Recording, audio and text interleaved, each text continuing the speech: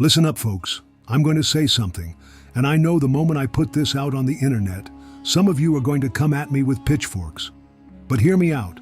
People work their tails off for 30 days, grinding through their jobs, not because they love it, but because on the 31st day, they want that paycheck.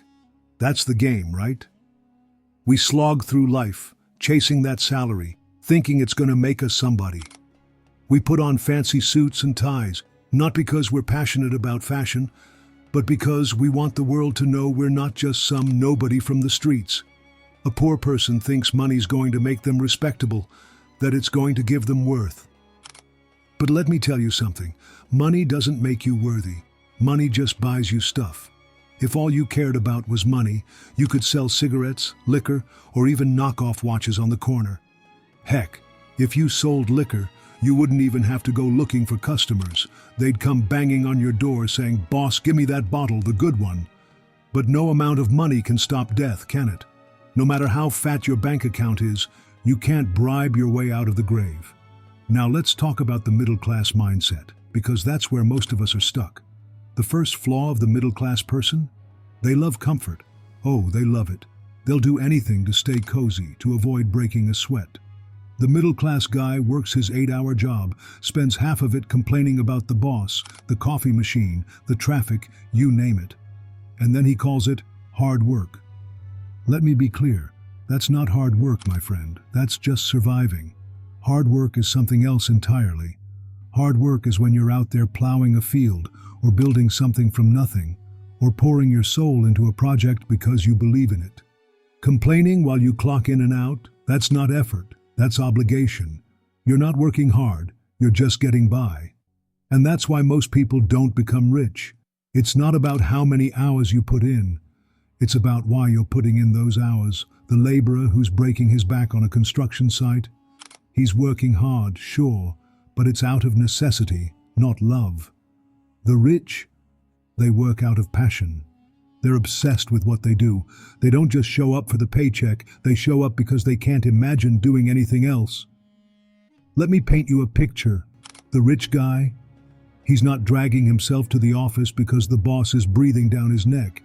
He's working 10, 12 hours a day, not because he has to, but because he wants to. He's in love with the grind. He's not counting down the minutes until 5 p.m. He's not dreaming about the weekend. He's thinking, how can I make this better? How can I push this further? That's the difference. That's why a guy can start as a janitor and end up running the company. It's not just hard work. It's hard work with heart. Most people, they don't love their work. They love the idea of a paycheck. They're in love with the salary, not the job.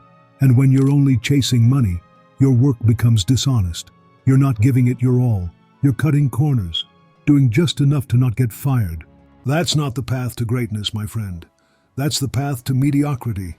The middle class, they're obsessed with comfort. Don't believe me? Look around. They'll work their whole lives, 40, 50 years, just so they can retire and, what? Sit on a couch all day? That's the dream? To do nothing, to finally relax? Come on. I'm not saying you should work yourself into the ground, but this obsession with comfort is a trap. It's why so many parents in this country push their kids toward government jobs. Why? Because they think it's the golden ticket to an easy life. Get a government job, beta, they say. You'll barely have to work, and the money will keep coming. They want their kids to be teachers who don't teach, clerks who shuffle papers, or officers who show up just to collect a check. I'm not saying every government worker is lazy, far from it. But you know the stereotype exists for a reason. How many government schools are actually teaching kids? How many universities are churning out graduates who are ready for the real world? You go to some of these colleges, and the professors are nowhere to be found. They're not taking classes, not mentoring students, they're just collecting their salaries. And we wonder why things don't change. Now, don't get me wrong. I'm not some outsider preaching from a penthouse. I'm one of you. I come from the same soil, the same streets.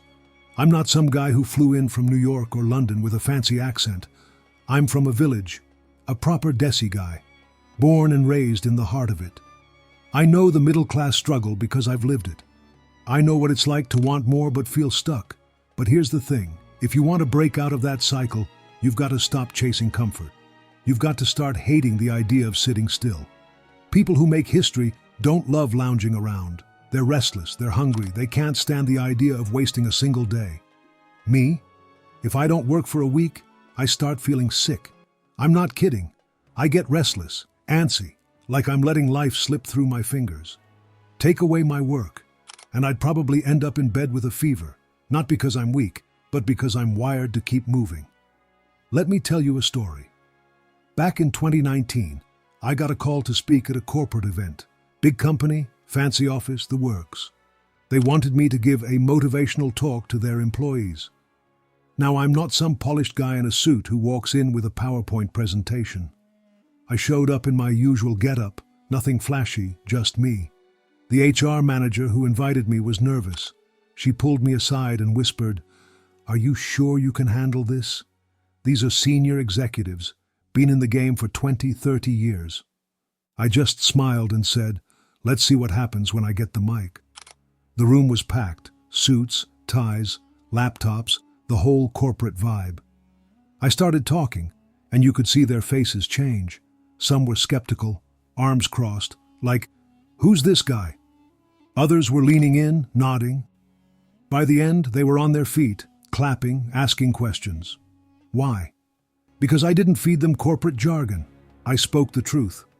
I told them that success isn't about punching a clock or kissing up to the boss.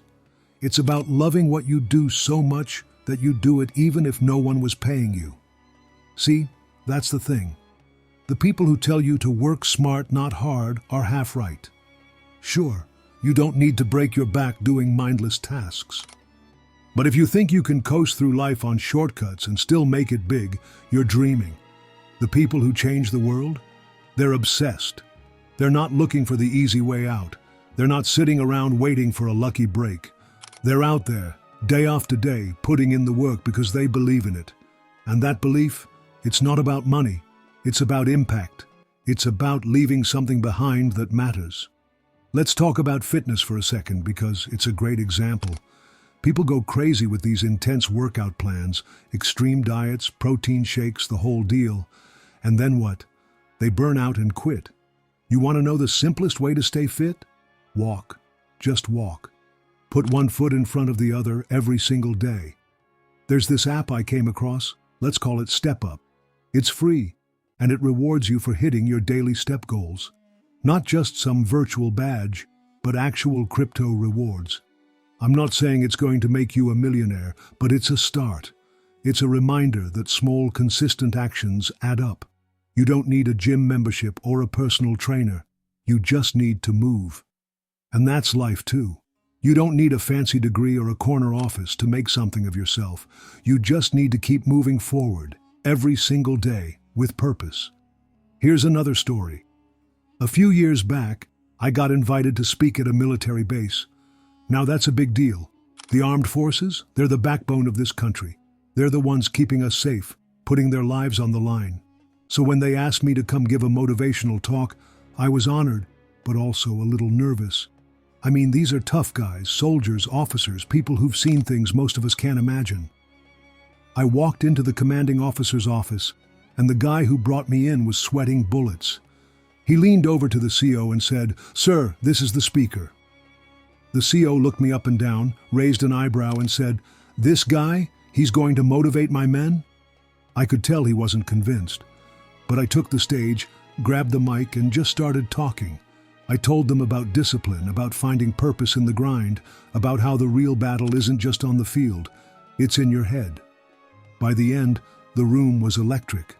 These tough-as-nails soldiers were cheering, asking me to stay longer. Why? Because I didn't talk down to them. I spoke from the heart, like one of them. Here's the point. It's not about how you look or where you come from. It's about what you bring to the table. You could be the most polished guy in the room, but if you're not real, people will see right through you. Success isn't about faking it till you make it. It's about being so good, so authentic, that people can't ignore you. And that takes work. Not the kind of work where you're just going through the motions, cursing your job under your breath. I'm talking about the kind of work that lights a fire in you. The kind of work that keeps you up at night because you're so excited about what's next. Now, let's get real about money for a second. Everyone wants it, right? But here's the thing. Money doesn't make you a better person. It doesn't make you respected. It doesn't make you worthy. I've met people with crores in the bank who are miserable, empty inside. And I've met people with nothing who command respect everywhere they go. Why? Because they've earned it through their actions, not their bank balance. If you're only chasing money, you're missing the point. The real question isn't, how much did I earn? It's, who did I become in the process? When you make a crore, did you become a person worth 10 crores? When you hit your goals, did you grow into someone bigger than your achievements? That's what matters. Because if you lose that money, and trust me, life has a way of throwing curveballs, will you still be able to stand tall? The person who's built themselves up through hard work, through passion, through purpose, they'll get knocked down 100 times and get up 101. They'll rebuild their empire from scratch because they're not defined by their bank account. They're defined by their character. Let me give you an example. You've heard about those big music companies, right? The ones that seem to have it all: money, fame, power. I read about one recently, a massive company, and the owner's daughter passed away. Young girl, barely in her 20s, diagnosed with cancer. They had all the money in the world, flew her to the best hospitals abroad, but they couldn't save her. Death doesn't care about your net worth. It doesn't care about your connections or your private jets. It comes for everyone. And that's why I say, don't live for money. Live for impact. Live for something bigger than yourself. If you're working on something that makes people's lives better, that keeps them healthy, that keeps them out of hospitals, that's when you're really living.